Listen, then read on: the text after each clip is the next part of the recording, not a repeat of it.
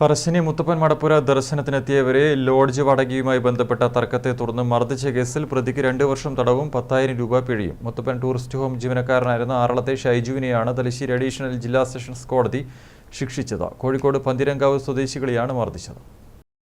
പറശ്ശിനിക്കടവ് മുത്തപ്പൻ മടപ്പുര ദർശനത്തിനെത്തിയ കോഴിക്കോട് പന്തീരങ്കാവ് സ്വദേശികളെ മർദ്ദിച്ച കേസിലാണ് Muthappan tourist home ജീവനക്കാരനായിരുന്ന Aralam സ്വദേശി ഷൈജുവിനെ 2 വർഷം തടവിനും 10,000 രൂപ പിഴയടക്കാനും ശിക്ഷ വിധിച്ചത്.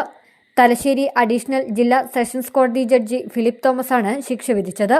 പിഴ അടച്ചില്ലെങ്കിൽ 1 മാസം അധിക തടവ് അനുഭവിക്കണം. കേസിലെ 2ാം പ്രതി നീലേശ്വരം സ്വദേശി പ്രകാശനെ കോടതി കുറ്റക്കാരനല്ലെന്ന് കണ്ട് വെറുതെ വിട്ടു. 2012 നവംബർ 4-നാണ് കേസിനാസ്പദമായ സംഭവം നടന്നത്. പുലർച്ചെ 2-ന് സ്ത്രീകളും കുട്ടികളുമടങ്ങിയ സംഘത്തിൽപ്പെട്ട സുദീപ്ത്, സുസ്മിത് സലാജ്, ഷിബിൻ ഷീബ, ലതാബായി എന്നിവരെ മർദ്ദിച്ച് പരിക്കേൽപ്പിച്ചുവെന്നാണ് കേസ്. പ്രോസിക്യൂഷനു വേണ്ടി additional public prosecutor Jayaram Das ഹാജരായി. News bureau, Thalassery.